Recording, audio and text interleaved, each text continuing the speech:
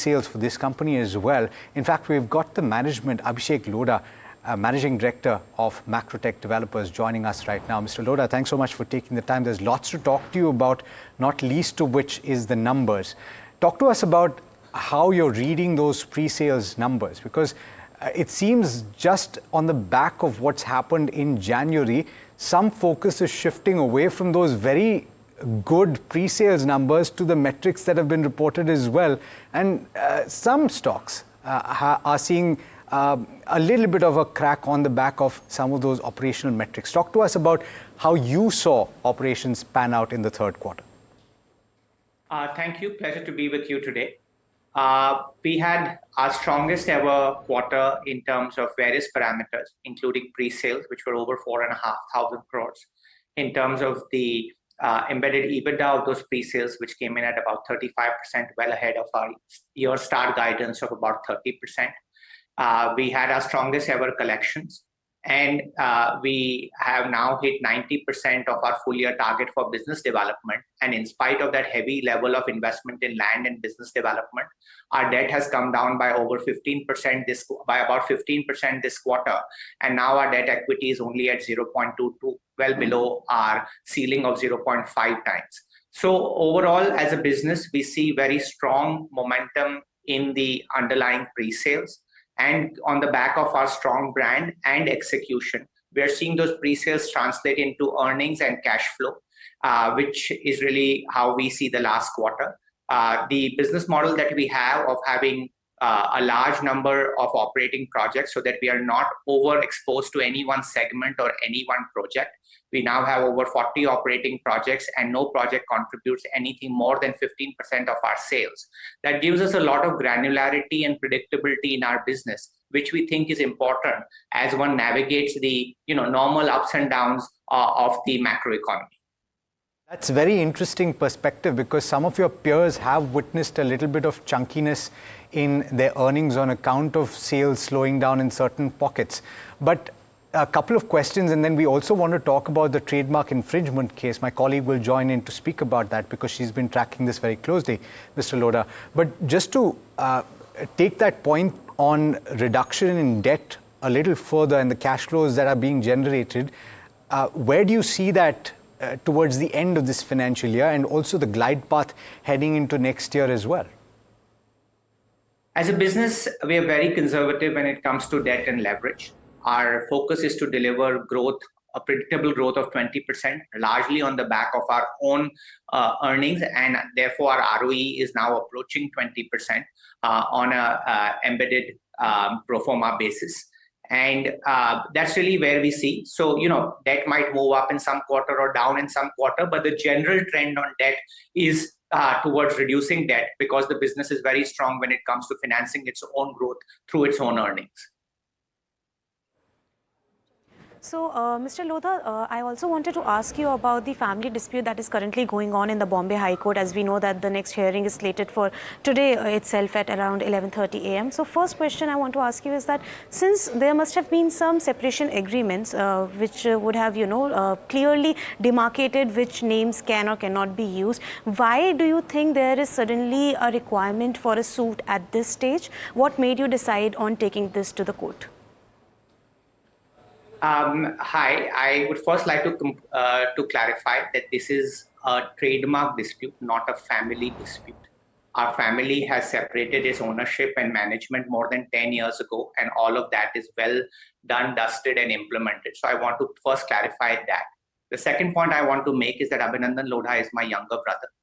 I have always cared and loved for him and always wish him all success, including if he wants to do real estate. Therefore, it's a very, very straightforward matter of the consumer knowing with great clarity that the Lodha that they are dealing with is the well-known, well-established company which over 40 years has established a reputation and a brand for its credibility, its delivery, and its integrity. Anybody else, and it's not got to do with whether it's Abhinandan Lodha or any other third party, cannot in the real estate space, in our opinion and view, use the Lodha name, because it creates confusion for the consumer. And in our view, you had a recent dispute between Indigo and Mahindra for using the term 6E in completely different industries. And 6E is probably not even the main brand for Indigo. And yet they went out and protected their brand.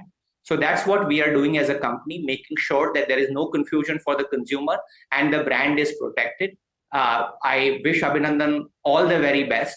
I really am pained with all the mudslinging that has been carried out through the media. I have, and the rest of the family members have maintained silence on this matter because family matters are best dealt with within the family. This is a matter where there is a dispute between two corporates, and I think the media should be seeing it in that light, and the law will take its own course. That's right, Mr. Lodha. Another follow-up that I wanted to ask you is, did you come across instances of consumer confusion in terms of brand name, and is there some more reason to how you came to, compensation amount that has been stipulated in the suit? Ma'am, the legal proceedings are fairly comprehensive. The confusion in the minds of the consumer, many other instances, the damage caused to our brand, all of those things are laid out. I would say is that our business is performing very, very strongly. We are focused on delivering our business, growing our business, keeping on reinvesting in our brand, in which we've already invested thousands of crores, and delivering for our consumers, our shareholders, and more importantly, for our society and nation at large. I won't want to get into further discussion on what is an ongoing legal dispute, which is, just one matter. Let's focus on the company's performance. Certainly. Mr. Lodha, if you'll allow me one last question, and this is not to do with the specifics of the case that will be discussed, but just from the perspective of watchers of what you have built as a family over a period of time. Some people wondering whether or not an agreement or a settlement can be made within closed doors, since this is, of course, within the family. Again, as I was repeating, the family's agreement arrangements are all very, very comprehensive and concluded almost 10 years ago. In that, it is explicitly stated that all the IPR, copyright, brands, etc. of our business, which includes Lodha, Lodha Group, etc., belong exclusively to Lodha Developers Private Limited, which has is now called Macrotech Developers Limited.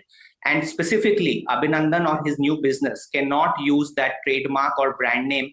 And I use these words with great focus and underline them, in any manner whatsoever. So this is very, very clearly defined. There isn't any confusion, ambiguity, etc. I wish Abhinandan all the very best.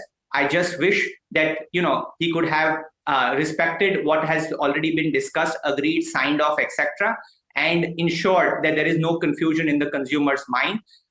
Again, I repeat, this is not a family dispute, it's a trademark dispute, and the law will take its course. Right. Mr. Lodha, Mahima also joining in, circling back to the kind of performance that Macrotech posted, you've kind of achieved all the guidance that you'd, guided for. 73% pre-sales guidance at 70,500 crore, the operating cash flow of 6,500 crore, and even new project addition was as per what you guided. What next going forward? How many more, new launches in pipeline, and what's the pre-sales guidance going ahead? The pre-sales guidance for the full year stands at 17,500 crores, which means that we have to deliver a similar number in Q4, which what we delivered in Q3. So it's very much, within the zone of what we are already doing. As a business, we like predictability. We think those who own our equity like the predictability. We've guided that over the medium term. We want to grow in a predictable manner at a 20% pre-sales growth and slightly higher than that growth in profitability. And as a business, we are focused on having the highest standards of ESG and making sure that our success in turn creates value for society. And we'll keep focused on that broader parameter of economic growth, as well as making sure that society benefits from our growth. Mr. Lodha, pleasure speaking with you this morning. Thanks so much for the outlook and for the clarification that you've given us on the trademark case. Thank you.